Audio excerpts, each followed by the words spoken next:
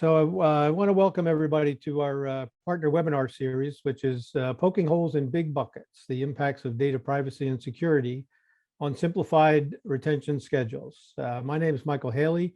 I'm currently the board president for ARMA International, and I want to thank everybody for being here today. We have a great presentation for you prepared by our partners at Zazio.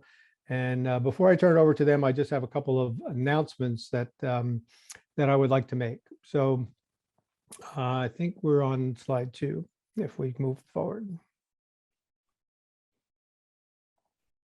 I'm not sure who's running the slides, but I'm going to keep talking and the slides will catch up to me. So I want to thank all of our ARMA professional members for being valued members of ARMA.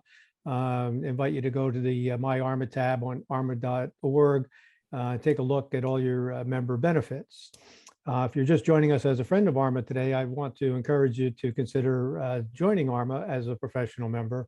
It gives you access to a vast catalog of resources, networking opportunities to help advance your career. I can relate to you that I've been a member of ARMA for over 30 years now, and it was just an absolute essential step in my knowledge, in my quest for knowledge about this whole subject. Early on, and continues to be the leading source of information for me as all the laws, regulations, et cetera, change, some of which you're going to hear about in just a couple minutes. The other couple things that I would like to mention to you is that I would encourage people to become contributors to ARMA. We have a monthly magazine called the ARMA Magazine. This week, we just released Chronicle of a Records Manager, Controlling the Chaos of Disaster Response and Recovery. It's a fascinating article. I encourage you to go to our magazine site, read the full article. And if you're interested in writing for the ARMA magazine, please submit your article proposals through the Become a Contributor link that I hope somebody is putting in the chat. So it would take you to the link where you could submit some article ideas. Next thing I wanted to mention is that many of you know the annual InfoCon is happening in October 16th through 19th this year. It's going to be at the Gaylord Opryland in Nashville, Tennessee. And registration is open. Registration prices increase next week. So if you know that you'll be able to join us in Gaylord Opryland in Nashville in October, I encourage you to register early. I will be there in person. We're back in person this year in October. And I really hope to see you all there. So I'm not seeing the slides change, and I thought we were going to be able to give you some pointers on how we do the Zoom, but we have a chat window, we have a Q&A window. We'd like to have, we're saving time at the end of the presentation today for all questions and answers. I encourage you to put any questions you have in the Q&A window, not in the chat window, but in the Q&A window, and we will address the questions at the end of the presentation. So last thing is everybody wants to know, is this recorded? The answer is yes. Can I have a copy of the slides? The answer is yes. Probably sometime tomorrow, you will get an email with instructions for how you can download the recording and the slides for future use. So without any further ado, I really just want to, say a big thank you to the folks at Zazio for sponsoring this webinar today. It's really because of their support that we can provide all of our ARMA members with the educational programs and services that we believe are essential to our continuing education quest. So, with that, I would like to introduce our presenters for today, Warren Bean and Rick Serber with Zazio, and Kayla Greenman with Idaho Power. So Warren, I think you're going to lead us off. Actually, that'll be Rick. I'll let him lead things off, so we'll go from there. Sorry. No worries. Thanks for that introduction, Michael. So that we're all on the same page, we thought we would start off, poking holes in big buckets. We thought we'd start off with a little bit of information about what is the big bucket approach. Just make sure we're all on the same page, make sure we're talking about the same thing. So there are two real main components to big bucket retention schedules.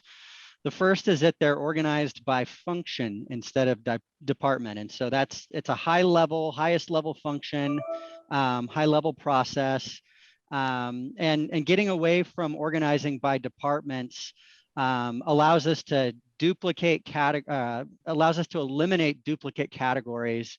And it really allows greater flexibility in grouping similar records together. And so just to think about that functional organization approach, some examples of functional names are, potentially accounting as a function, HR as a high level function versus the department. It's difficult because some of these high level functions are also the names of departments often, but I'll give you an example to make things a little clearer.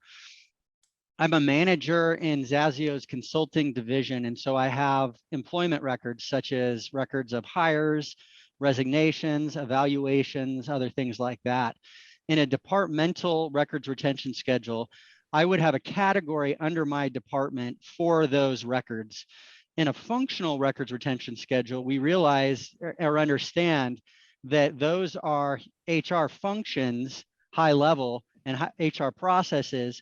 And so we instead use an HR function where everyone that has records like that within the various departments and managers can group them all within that function. And so it avoids a high level of duplication with everyone having their own categories under their own departments.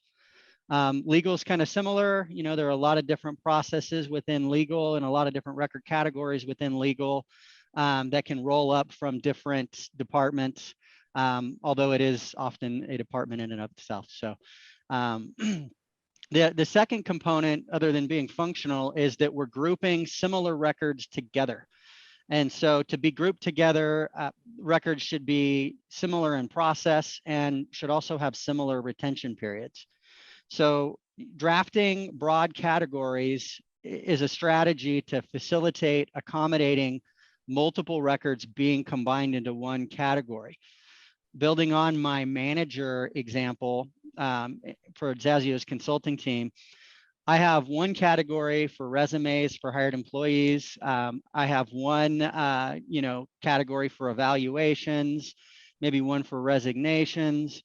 In a departmental schedule, potentially, and in a granular schedule, I've got different categories for those things. But recognizing that those are all part of the same employment records process, and they all need a similar retention period of potentially duration of employment plus however long you want to retain your employment records, we can consider rolling those up into one big bucket category. And so that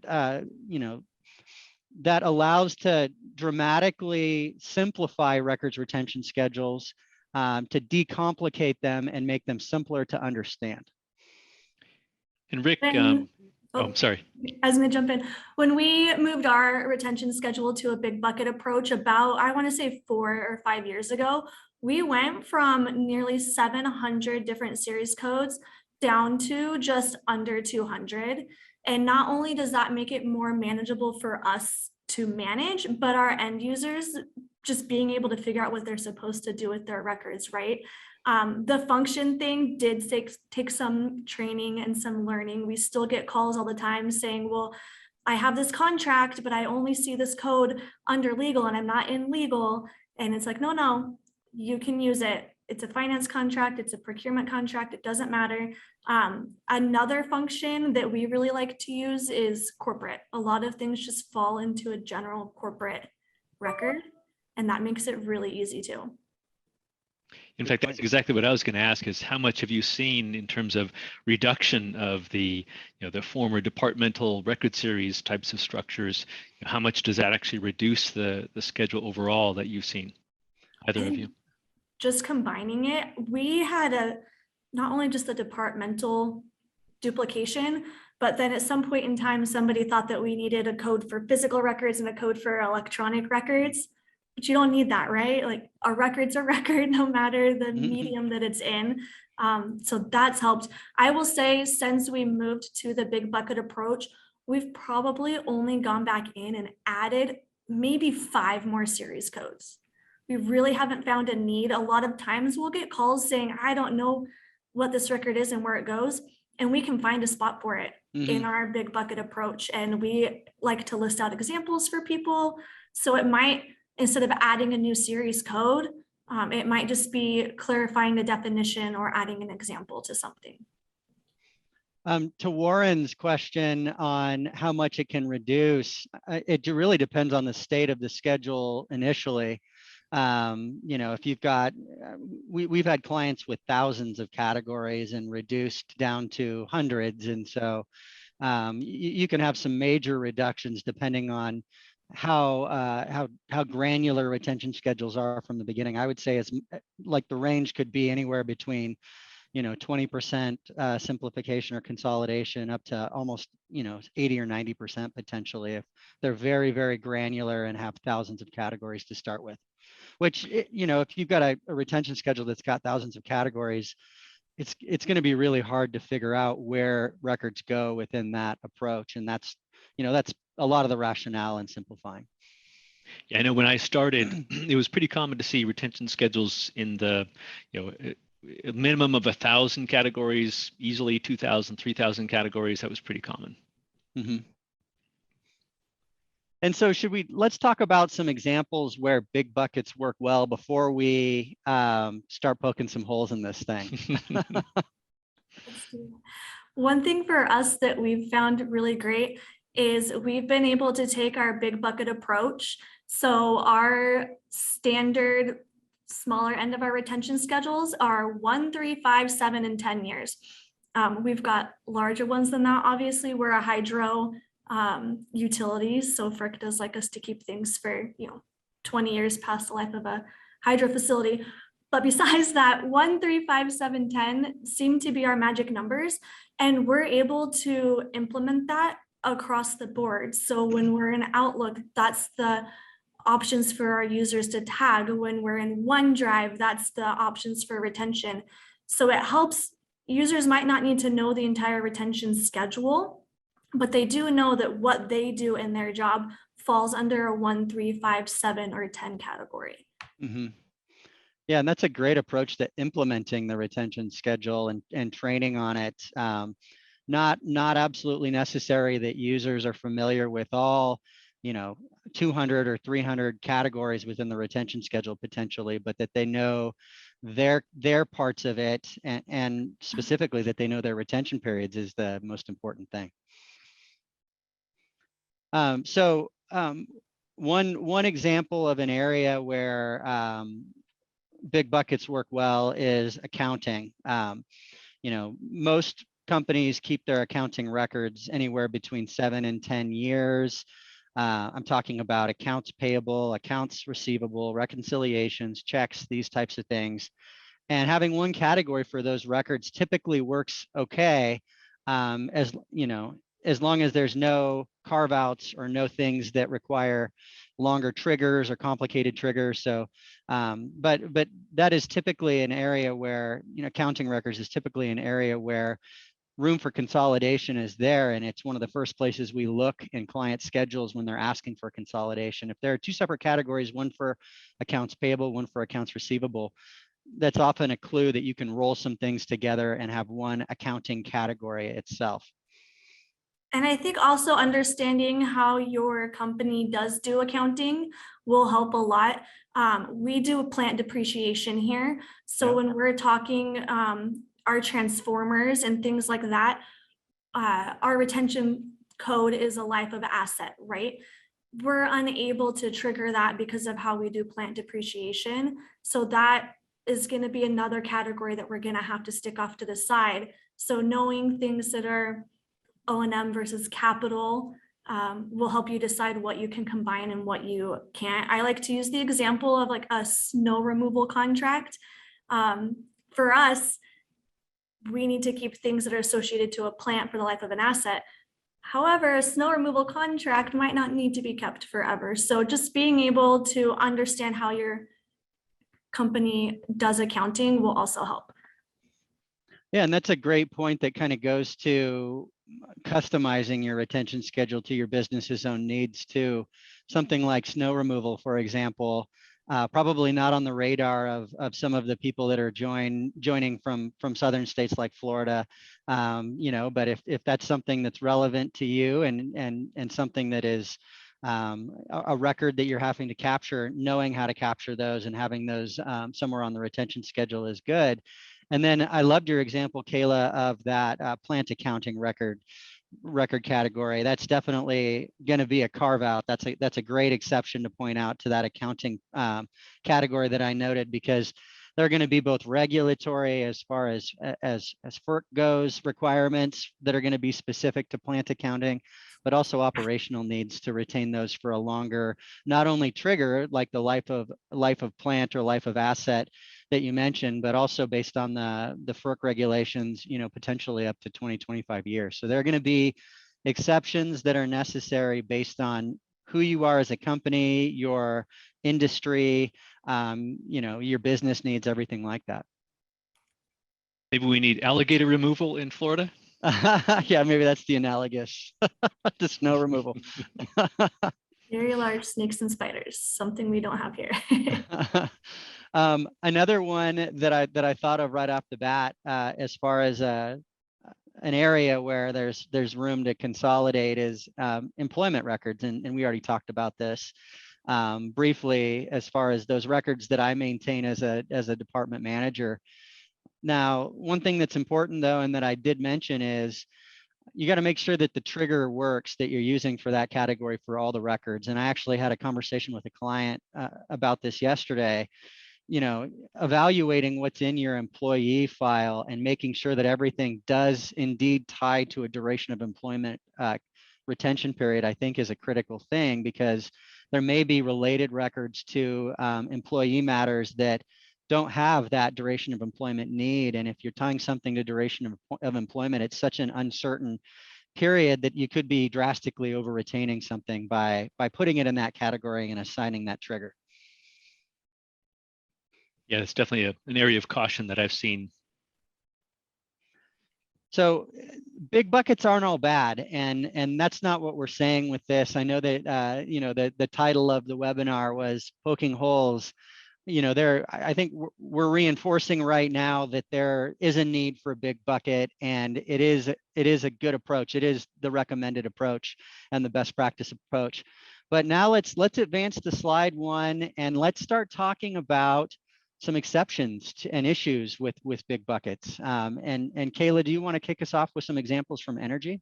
Yeah, I would say the biggest exception when it comes to the big bucket approach is being prepared to overhold records and working hand in hand with your legal department, your compliance department, to get a good understanding on what's okay to overhold and what's not okay. So for us, that 1, 3, 5, 7, 10 that we try to ingrain in, when we're talking about a legal litigation file here for our state, that's a 7-year retention, but we also have the Bureau of Land Management. They get a 10-year retention. And for us, it wasn't worth bumping everything up to that 10 years. So that's a spot where we didn't bucket litigation together. And we did do 2 separate codes, a 7 and a 10-year. NARUC is one of our regulators, and it seems to be like their magic number is 6 years. For us, it felt okay to bump that stuff up to 7 years. So being aware of what you're overholding and getting your company and your legal team on board with that. And that's good. Your examples give both industry specific rationales for exceptions, with your mention of NARUC being a utility type self-regulatory organization. And then you also mentioned another kind of regional consideration, which is BLM, the Bureau of Land Management, which it's a big deal for states out west, Idaho being one of those, but may not even be on the radar of other states that don't have as much public land and public land management issues. So yeah, I mean, I think that's another great reason why you have to be customized in your approach, whatever it is, to make sure that not only you're meeting your industries and the legal requirements related to your industry, but also, just business needs like, public land and things like that could be issues for you as a company. It would be, and we're also a regulated utility, so I know that's a bit different from other utilities across our country. So when it comes to things like our rate case, right, like we have to go to our regulators. There may be times where we're overholding things past what our retention schedule says. So again, just understanding that with Big Bucket, you're gonna have to overhold sometimes. Yeah, that's a great point. It's a trying to make sure that the tail doesn't wag the dog situation. Absolutely, where you want to make sure that the way that you craft that bucket is in line with the longest potential retention for that bucket, and we'll talk about that a little bit later with some of our solutions. But one thing that I want to mention that's really it's a current issue that is impacting this conversation in a very considerable way is privacy. I think that that's one of the biggest reasons for exceptions and the thing that's poking many holes in retention schedules around the world right now. And so really, I'd say up to about 10 years ago, there was this mentality to go big bucket, and that it didn't matter that we were over retaining things. As long as we're keeping them for the minimum period, over retention was the less risky approach. Privacy, on the other hand, is kind of turning that on its head. And so there are really two types of privacy requirements that impact records retention schedules. The first are general limitations on the retention of private information outside of the purpose for collection. And so you notice I'm saying information. So we're talking more broadly than records themselves, but records also have information and data within them. And so it infiltrates the retention schedule, even though it's about information and not necessarily about records themselves. But essentially, those general limitations like the GDPR and the CCPA and several new requirements that are coming out right now. We just heard that recently Connecticut signed their general privacy requirement. The governor signed that, and I think that just happened yesterday or a few days ago. So states are doing this, and like I said, it's really shifting the mindset. So if you've got personal information within the records within your retention schedule, it no longer tolerates the over retention that was able to be in big bucket schedules that used to happen. And what we're seeing is that that retention should be justified by either business need or legal needs, and that they should be documented. Those needs should be documented so that you're really assigning retention at more precise periods that don't lead to any over retention for these categories that relate to personal information. I know that's something that we did a couple of years ago when CCPA first came out, and we went back through our retention schedule, although we had just completely overhauled it, and we looked at every single code that was a permanent code and went back to our business units and said, there's no legal reason why we're keeping these records for this long. What's your business need? It better be good, right? As permanent. And then being able to track that. So the program that we use is a Zazio program, versatile retention, and it has those options in there for us. So it's a change request is what it's called. And we will document every nitty-gritty reason why we're keeping something for permanent. And it goes up through an approval process. Legal has to sign off on it. And that way we've got something to take if we need it as to why we might be overholding something a little bit longer. That's a great point, Kayla. The same way, I mean, probably everyone is documenting the legal reasons that your categories in your retention schedule are the way they are, and maybe you're even identifying which legal requirements are setting or driving retention where it's doing that. But one thing that a lot of companies aren't doing yet is also documenting those business needs in a similar way. And I think that goes a long ways. It's just as important especially when you throw in the issue of privacy, to be documenting the business reasons for keeping your records, especially when they're driving that retention period. And documenting the business reasons will allow you to look at both legal and business reasons and really set retention based on valid purpose for collection. Mm-hmm. You know, Rick, I want to key off of something you mentioned about privacy and how it's changing the risk calculus.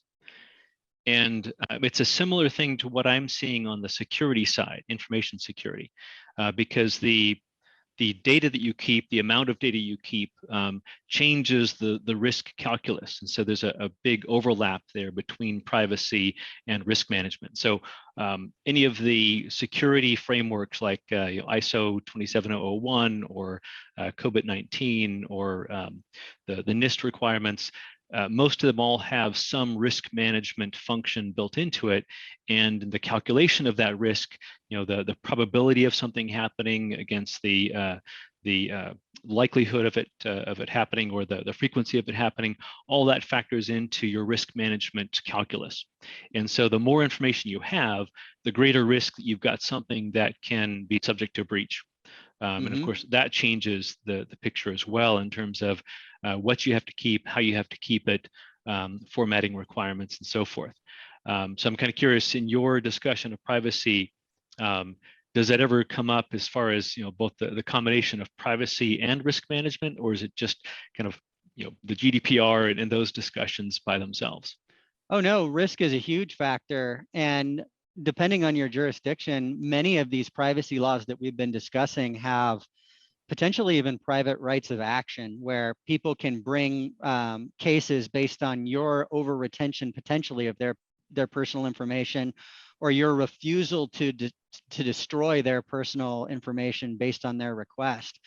And so, that's just another way that risk is weighed. If you're in those jurisdictions that allow private rights of action, it's more likely that you're going to face litigation based on over retaining personal information, and you have to be even more sensitive to over retaining personal information in that scenario. Whereas, maybe if you're in a handful of states and none of which have a personal right of action, maybe that risk analysis is going to look differently to you. Yeah. And I would also add on to that, being able to find that data, right? I can manage the boxes in my warehouse. I can manage the records that are in my electronic records management system, but there's just databases full of personal information out there that you need to be able to find. So making sure you're working with your business units and understanding what they do on a day-to-day basis and what they keep and what they don't send to you, so that you can go out and find what you need to find when you get a request. Mm-hmm. Yeah, that's a good point. In fact, I'm seeing a lot of merging of the kind of the retention schedule taxonomy, as well as the privacy taxonomy and the data inventories, kind of merging those together so that where is your private information, where are the things that could be considered dark data, where do all these things live, so you can appropriately apply the retention schedules, the privacy regulations, all of those different things that come into play. Or at least mapping those things together, Yeah. right? Yeah, absolutely. Yep, that's definitely a trend.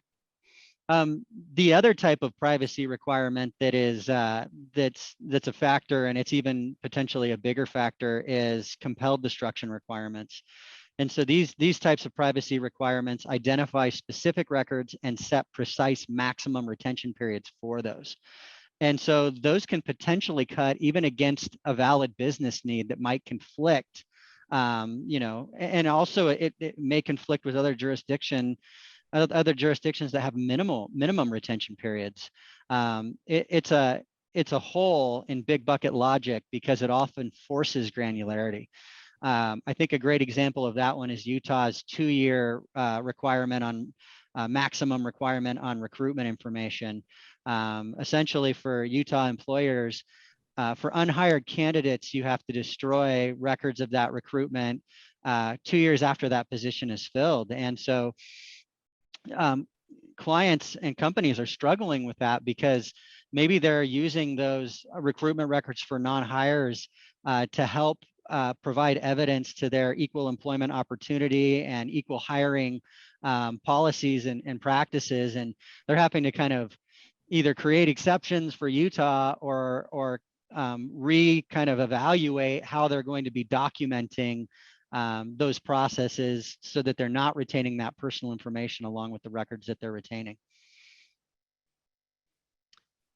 Yeah, that's a great example as far as exceptions that just don't follow the old model. Again, just kind of changing the whole mindset of how you keep records. Mm-hmm. Yeah, there are a lot of those. Biometrics is another one that's coming up. And that, you know, I mean, I think that's a good segue into security, because security is doing the same thing in a lot of areas, kind of creating this granularity. Is that right, Warren? Yeah, definitely. You know, there's things that I've seen as we've been honing our own retention schedule here, as we've paid more attention to security requirements and those frameworks that I mentioned, you know, like the COBIT and the ISO frameworks and so on. One of the areas that probably impacts it the most is the breach notifications. So, you know, you can, for example, have retention requirements for how long you keep system logs, you know, various computer logs and access logs and so forth. And all of that often will funnel into what they call a SIM, or a security and information event management system. And you can typically keep those logs for a fairly short period of time, you know, maybe 3 months, 6 months, a year, something like that. But if you have a breach, and you have to notify customers, and you have to know exactly what happened to what data, when, and by whom, then that changes the whole picture for those kinds of records. Let alone the forensic evidence that you might have to maintain to show auditors that you've mitigated the risks that you had during that breach or that caused that breach. You know, there's data custody tracking records that are required to be kept, and so on. So all of that again kind of changes the nature of what you keep and how you keep it, and it doesn't, you know, fall into that same big bucket category at that point. Yeah, that's a good point. Now, I would probably throw into that notification to customers, you know, who you notify, how quickly you notified people, to make sure that you are following the regulations for each state or other jurisdiction as far as how quickly you make those notifications. It's interesting for the breaches that I've been involved in as a, you know, just as a consumer or as a student or as a credit card customer. I found that many of the breaches that I've had to be notified based on if they had disposed of my records in due course, you know, following a approved retention schedule, and defensively deleted those records. Because I mean, a lot of these companies, maybe I haven't had contact with in over a decade, definitely ripe for disposition at that point. They wouldn't have even had to notify me. So it would be cutting the amount of people and the amount of time and effort and money that goes into notifying for these breaches to just dispose of them in due course and defensively. Yeah, I mean, that really is, like you said earlier, it's changing, it's putting things on, you know, turning it on its head as far as the way that we calculate risk. It's no longer about, oh, well, how much is this costing me to store? You know, how am I going to maintain it? You know, the risk factor is now, wow, what's going to be discovered, and how much is it going to cost me to mitigate that issue? Yeah, almost like the cost speculum has switched from one side to the other, Yeah. right? It cost me a lot more. Yeah. Than just getting rid of it. Indeed. So I'm curious, on the security front, Kayla, are there things specifically to energy that you have found to be a problem? I don't know if they're specific to energy, but we are in a weird world right now, and the thought of an energy company being targeted is always on our mind. So making sure that we're not putting things out there that can be easily hacked or, you know, we don't want anybody to get into your system. I think that goes across the spectrum. So for us, putting things into the cloud was a huge step forward for us, and even thinking about doing that. And so making sure that we're only putting the most current version of, say, a Word document or an Excel document, right? So a .docx out there. We don't allow just a .doc to even go anywhere near our clouds, because that's a way, because those are unsupported file types. that people could get into our system. So thinking about that, going back and finding holes on our network shares, deleting things, figuring out ways to apply retention so we don't just have these mass amounts of data just sitting out there that you don't know what to do with. And a lot of times for us, we discovered, we racked our brains for over a year trying to figure out how are we going to apply retention to these hundreds of terabytes of data. And then it just went back to, we already own a program in our company that can go out there and attach to it. We've just never done it. So why don't we look at that now and do that? So I do encourage you to look outside of what maybe you own just as you're in your records department, but look at what other programs, other areas in your company might own that you could leverage to help you apply retention, sensitivity labels, classifying things, right? So if things are confidential, they're even locked down more inside of your organization, or they're harder to get off of your network, things like that. Mm-hmm. Do we have a question in the chat that's probably applicable now as far as the discussion on security? And it's about, based on our experience, do we have any recommendations on the application of security classification levels to retention schedules, such as public, internal, confidential, restricted, et cetera? And I do see that coming up a lot when I am helping people with kind of putting together their retention schedule tools and so forth. And Rick, I would imagine that you've seen a lot of that as well. Yeah, those confidential records, and this goes along with what we were discussing as well. For confidential processes, often you've got the same kind of situation that you have for privacy, where you don't want those confidential processes to be public or leaked or anything like that, because if you're in an industry like let's say nuclear, for example, they may be protecting very, very dangerous things, that it falling in the wrong hands could create major issues. And so yeah, the confidentiality designation on a category, I think, can do a similar thing to that category that assigning kind of privacy to it can. And really, you really want to make sure that you're getting rid of those records as soon as possible, and not over retaining them for the reason that if they're breached, or if there's if they get into the wrong hands, it could be a bad situation. Yeah. We're actually in the process of trying to do that right now and making sure that every document that is made or saved anywhere has a label attached to it. It has to say it's public. It has to say it's confidential. It has to say it's internal use only, and getting that mindset going as we expand. I will say a cautionary tale. We've struggled. People have a hard time with change. They don't like something added to the footer of their document if they don't want it there, right? And when you're defaulting something there. So I just caution to train your users well. Think outside of the box. Do you need it in a footer? Is the metadata okay?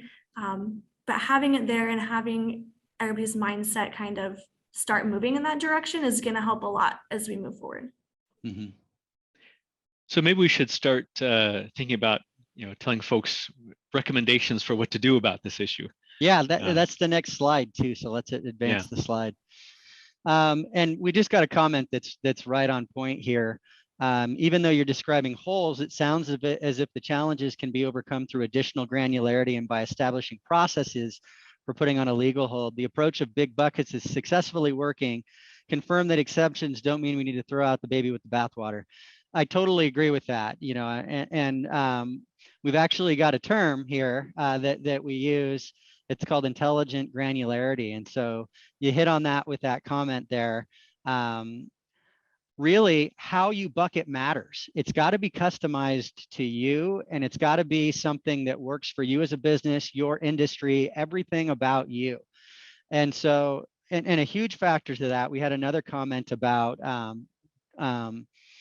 triggers, is you have to look at all the different records that you're bucketing together and make sure that you're not over retaining records because of a particular record or because of a particular trigger, retention period trigger that needs to go into the equation. And so those are really good places to carve things out. If you've got a unique trigger, if you've got a unique, really long retention period, that's a good place. That's a place where you may need some granularity.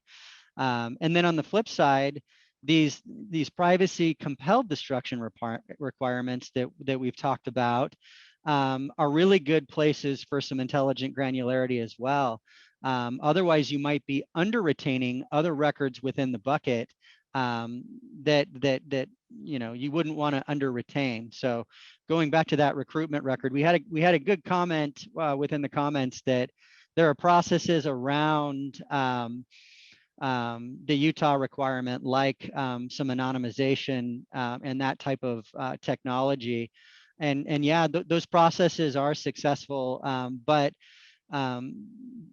if those aren't an option for you, which for many people those types of high tech options aren't an option, then yeah, this intelligent granularity approach where you're carving out recruitment records for non-hires, you're creating a specific retention period for that for Utah, and then maybe allowing everyone else to retain it for longer, or in in accordance with whatever other business needs you've got, whether they be equal employment hiring or whatever it may be, and then going from there. So just really kind of customizing your retention schedule to accommodate these holes.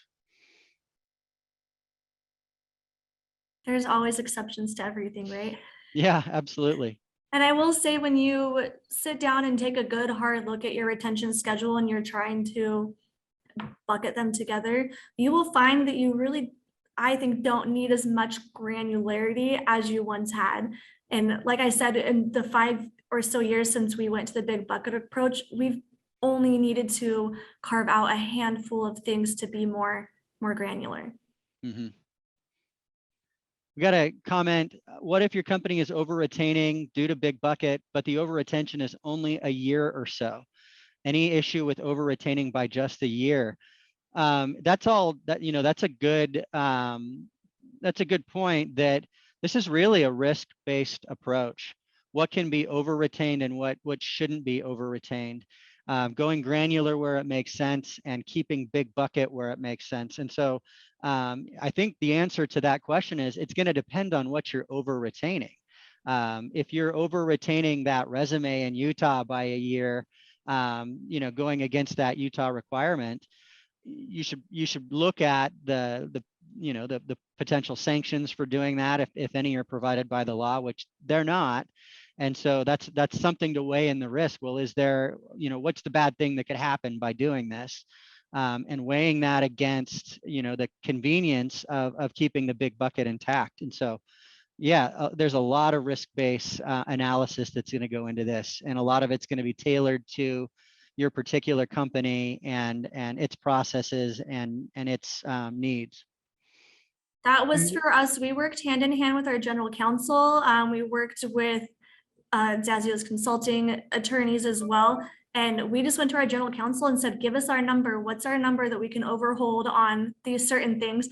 Obviously, that's changed since then when we've talked about some privacy laws that have come to fruition. But we said, what's our number? And we got a pretty big number, and that we don't overhold by what that number is. I don't feel comfortable with that.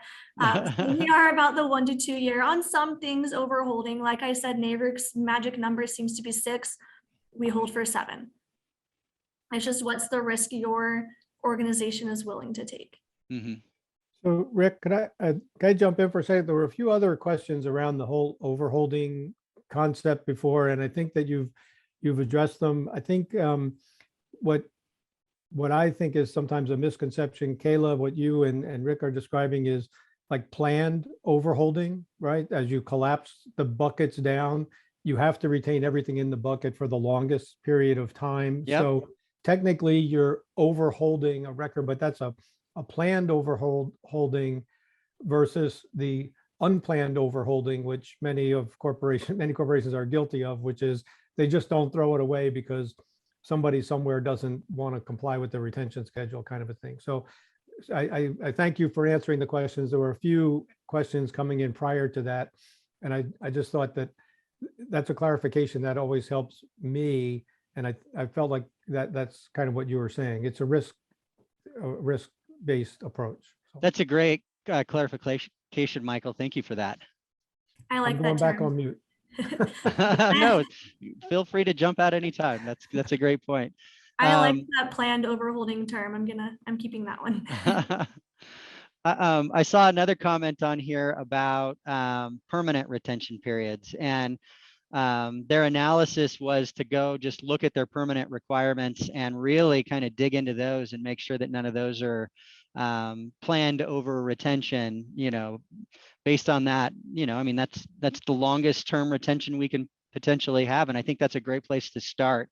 There are actually some European laws that are kind of cutting against having permanent retention periods in the realm of personal information, and saying that it's never really justifiable. And so I think that's a place that we focus on for clients when they're asking for us to evaluate over retention. It's one of the first places we look at is categories that are permanent and whether they actually need to be permanent. Yeah, Kayla, I remember you talking about some issues with things like video storage that typically doesn't have a super long retention period, but you had an example where you did want to keep them for quite a bit longer. Yes, so our company is over 100 years old, and in 2016 we had our 100-year celebration, and so we made these videos, our 100-year anniversary video, and we want to keep them, right? They're historic to our company, so that's something that's going to be a permanent record. But that also comes down to where's the best place to hold that, and educating your users. Our corporate communications department asked if YouTube was great. They're already there. Let's keep them on there. No, let's put them in a well-managed place. So we put it in our electronic records management system.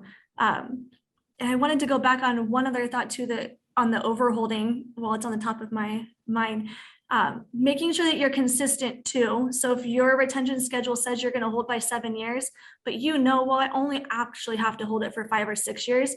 No, you need to hold it for 7. That's what your retention schedule says. We can't say, why did you not hold this one, but you held that one, right? So making sure that your planned overholds make sense for everything.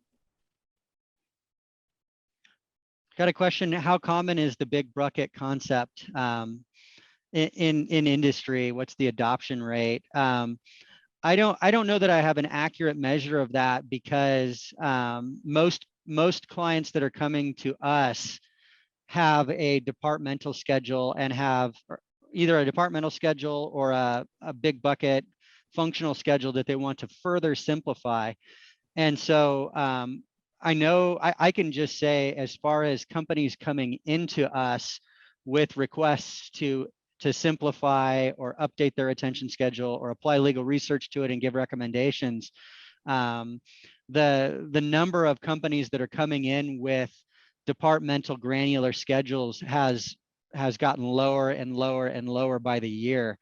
And at this point, I would say that probably anywhere between 85 and 90% of companies that come to us already have some kind of a functional big bucket approach and are looking to further simplify in areas that further consolidation is possible. But there are still, every once in a while, those departmental schedules that come in, and they've finally thrown up their hands in the air and gotten tired of it. And I feel like that that usually happens once the recognition that disposition isn't occurring like it should be. When people start to audit their disposition and see that things aren't getting disposed of, it's usually part of the equation to try to further simplify the retention schedule. So we've got lots of good questions coming in. Yeah. And I know we've got about 10 minutes left. I know there's other topics we wanted to talk about as far as some of the tools or how we wanted to manage that, but I think we can maybe answer or at least address some of those things in the answering of some of these questions. So the hard part is seeing which one is going to be the top one to answer. One of them that came through was kind of going back to the issue of data breaches, it says one of our challenges is coordinating our big bucket efforts so they pertain equally to data in systems and paper records, so as not to have two different standards. But in reality, the risks of data breaches far outweigh the risks posed by single copies of paper records. Do you have any comments about this challenge? That can actually, I think you're identifying an approach potentially to reconciling risk of breach. You know, I mean, if it's possible to keep some records in paper format instead of having them electronically, you're significantly reducing the possibility that a breach is going to occur. And so that's, I know that everyone is going to electronic and wanting to keep everything electronically, but I think that's an, you know, that's an argument for keeping paper-based records in situations where you're worried about breach. Yeah, in some ways, locking the door, the physical door, is a lot easier than locking the ephemeral door. It's gotten that way. It used to be that it was more likely that records, physical records that weren't secured, could be stolen or misappropriated or whatever you want to say about them. But now, I mean, I feel like that the risk of breach is much higher, you know, than the risk of paper records getting out. But yeah, I think to the question itself, I think that the amount of records that you have electronically, the security of your systems, your initiatives to prevent hackers and prevent breaches, the amount of stuff that you have on the cloud, those are all things that go into your risk weighing of over retaining versus under retaining and things like that. And so knowing what you have. And knowing what you have, absolutely. And so for a company that has a, you know, this probably doesn't even exist anymore, but if it did, a company that had a lot of paper-based records and not a lot of electronic records could, you know, have a different appetite as far as over retention because there's less risk of breach. Kind of playing into this, one question that came in was, have you had any major challenges configuring the big bucket approach in the cloud environment? For example, having to significantly tweak your file plan to work in your EDRMS? Ooh, I'll take that one. I think that's where our approach of that 1.3.5.7.10 has helped us a lot with the cloud. We're not going to be able to attach our 200 series codes to our cloud environment from our records management system, but using like OneDrive for instances in the cloud, we can have retention labels of that 1.3.5.7.10.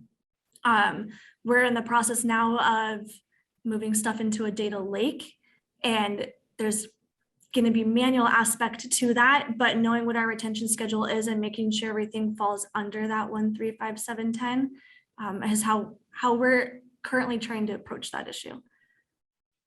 But that's a great point. Implementing what you have in your records retention schedule is paramount, and connecting the records retention schedule to, you know, whatever environment you're storing records in, whether it be in the cloud or Office 365, file shares. That's another huge piece of the puzzle here. And I think what we found, though, is that the simpler your records retention schedule is, as long as you're not introducing, you know, unusual triggers that, you know, butt heads with systems, and you're kind of simplifying from the perspective of making sure that you can implement the retention periods as well, which may mean calculating some triggers out into fixed periods to make them easier to implement in systems. The retention schedule, those types of initiatives will help with implementing whatever the retentions are that you're pushing in the big bucket approach. Yeah, I did see a chat come in and I wanted to clarify. So the 1.3.5.7.10 is what we do push out a lot, but we do have longer retention. We are a hydro-based utility. We have 20, 25, 30-year retention. To us, if an item needs to be held for longer than 10 years, then sitting out in a random repository somewhere in the company is probably not the correct place for that. And it should be in our electronic records management system. It should be a physical record in our warehouse, and it should, in our mind, being managed by the retention schedule. So yes, we do have more than that 1.3.5.7.10 that I keep talking about, but that's just what we try to kind of push out for users. And if it is longer than that 10 years, we have what we call records coordinators in each of our business units across the company. They're the subject matter experts for what they do, and they know to go in and say, nope, that's a record. we're going to pull that in for the 20 years or plus. So sorry for that confusion. Yeah, that's a good point. We've got some additional comments in implementing these retention periods and what to do if you've got many categories of records and too many retention periods to have like an easy reference point like Kayla is talking about. I think one solution that our clients are using to keep some granularity in the number of retention periods that they've got, but also recognizing that, you know, like one commenter said, having a drop down of 200 categories within SharePoint, or even really 50 for people to have to select from, how that's not really going to be feasible for users. The clients that are looking for solutions for that are looking more towards automation and more towards having your systems automatically potentially assign retention. And that gets into more advanced systems, you know, some of which Zazio offers. But I mean, the ideal situation is that if you've got your file plan, you've got your places within your file structure where you're dragging and dropping different records. And if you drag it and drop it in a specific file, it auto schedules whatever potential retention it needs to schedule. And that's an advanced place to be, and it's an aspirational place to be, but it is a place where some clients are getting to based on using technology to their advantage. The easier you make it for your coworkers, the more likely they are to use it. They're not going to pick from 200 codes. They don't have time for that. But if you give them just a few choices, that's better than nothing, right? Mm-hmm.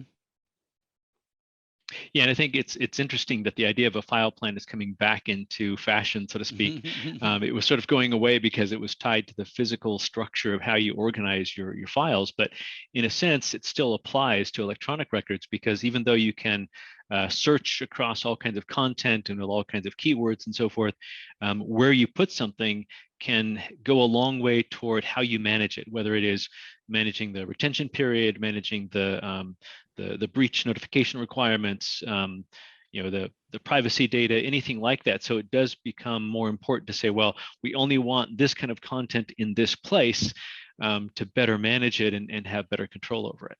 Mm-hmm.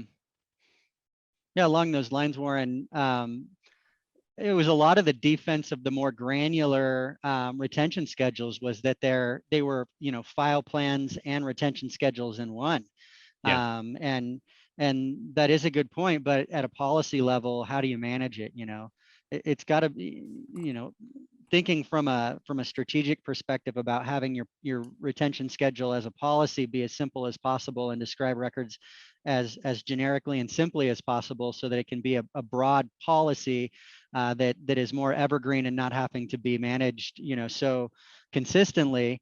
And then the file plan being mapped to it as kind of the rules to implement that policy, and any changes going at the file plan level is kind of reorganizing the way you think about that process. Can I ask one, I think, a quick question? The question came in of, do you have any restrictions on, I'm broadening the question the way it was written, on file formats in your system? Like, does everything have to be a PDF, or can you accept other formats as well? It's a good one for you, Warren.